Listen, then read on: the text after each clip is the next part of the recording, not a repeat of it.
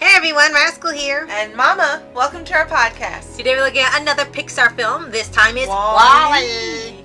WALL-E is the last robot left on Earth who spends his days tidying up the planet, one piece of trash at a time. But during 700 years... That's gotta be exhausting. Yes, but he's a robot. WALL-E has developed a personality and he's more than lonely. He spots Eve, a sleek and shapely probe sent back It's to shapely, Earth oh my on a gosh! scanning mission. So then WALL-E embarks on his greatest adventure yet when he follows Evie across the galaxy. Right. Oh, and before we start, be sure to like, subscribe, and notification bell to get updates on future podcasts and World of Paws videos. I have to say this was a really different and type of movie and a real risk taker for Pixar making WALL-E. Right. One of the best things would be the animation. Especially when they get into space, they do a really fantastic job having all the futuristic designs and settings and when they're in space and seeing the stars. On Earth, not so much. They do get the point across that it's a dump heap now because there's nobody there. It's one robot cleaning up the whole planet. So 700 years, he's still cleaning up, still doing his job. Well, here's the question. He's the last robot on Earth, and we find out what happens to the humans later. So where the heck was all the trash coming from? They sure in the heck were walking out, putting it out. Oh no! They actually showed why. First, it was because the robots all stopped working and shut down. They didn't charge up when they were supposed to, or they were faulty, and they all just broke down. And then this robot was smart enough to at least keep itself going because the humans weren't doing it. Right. It charged itself. It has a place to sleep, and it goes back and does the same thing every day for 700 years. And he takes parts from other WALL-Es, that sounds kind of bad, to repair himself if he needs. So he's his own maintenance, his own charger, his own engineer, his own scavenger. He does everything. Duracell makes one heck of a battery. Right? It's like, man, they should have been in business for no, it was Energizer. It just keeps going and going, and you're like, well, they really meant it. So yeah, for here, that's why he's still on there.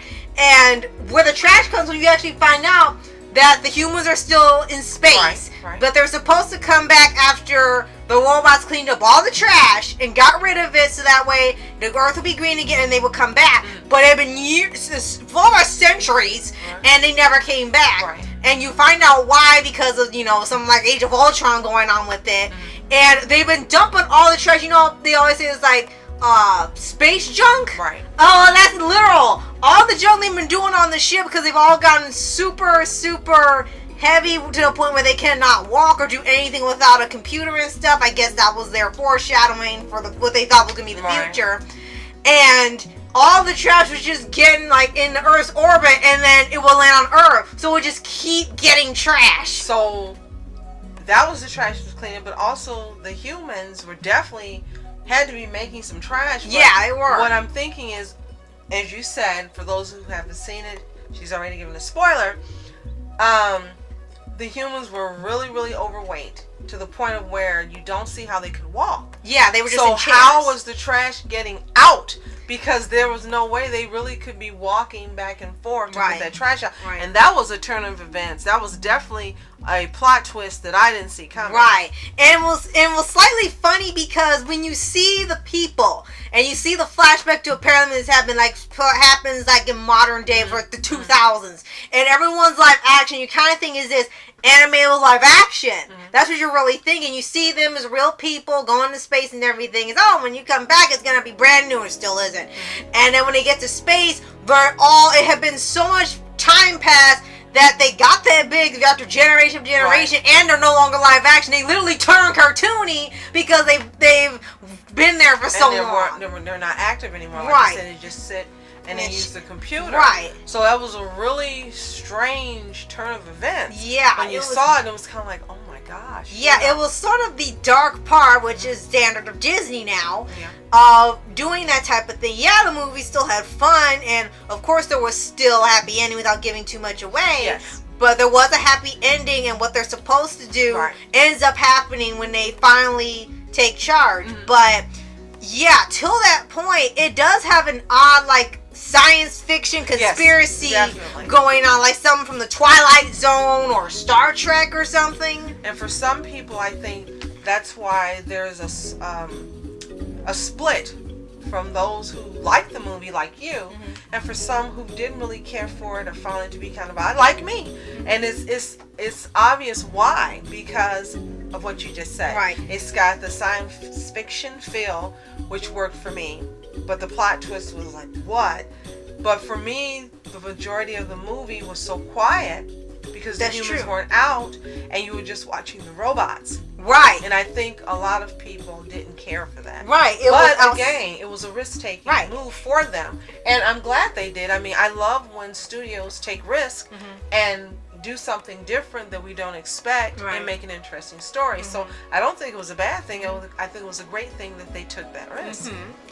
And Pixar doesn't make musicals. They might do it now. At the time of recording, we haven't seen the movie Soul, so they might be doing music now, which we really want to see. But Pixar doesn't tend to do musical numbers or musical movies.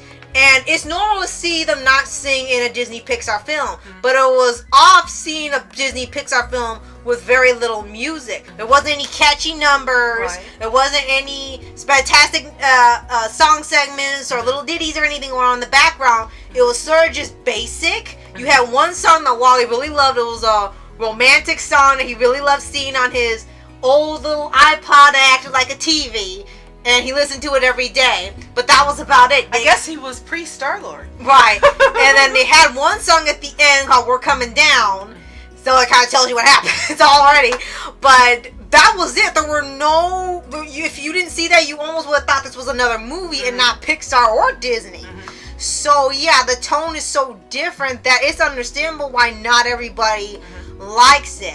It's not a boring movie at all. It's just really different from what you're used to from Disney before they started doing everything different or finding the next trope to do every movie.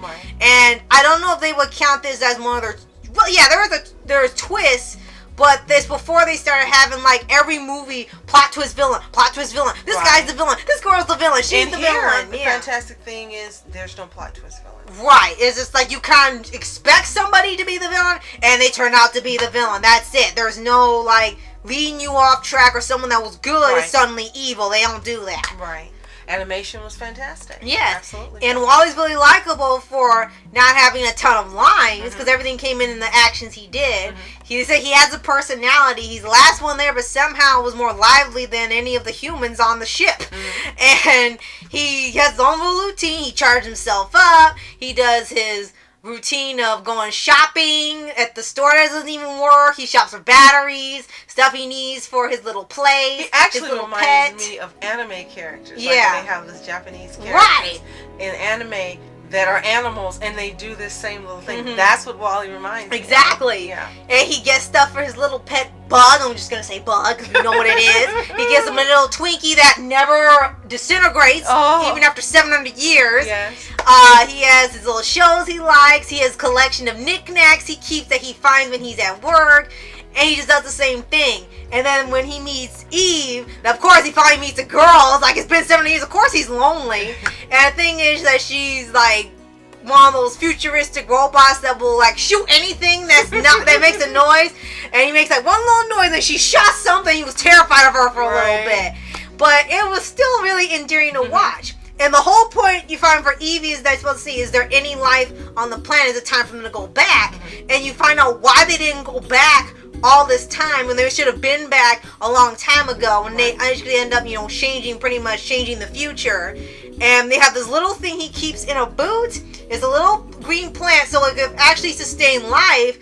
But they've never sent anyone down to, actually go and check and see, like, okay, it's green, you can go back. Because they thought, you can't live there anymore. So you found out how and why that happened.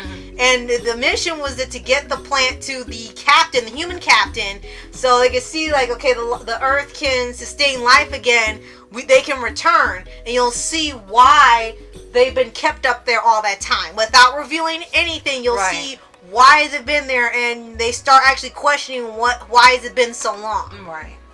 So if you guys have seen WALL-E, let us know what you think in the comments below. Did you love it?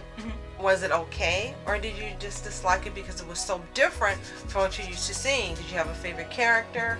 And if you haven't seen it, we haven't seen it anywhere. It's not on Netflix, Prime, Yeah. I don't know if you could buy it because really this is one of Pixar's less popular movies. But hopefully if you haven't seen it, you do get a chance to.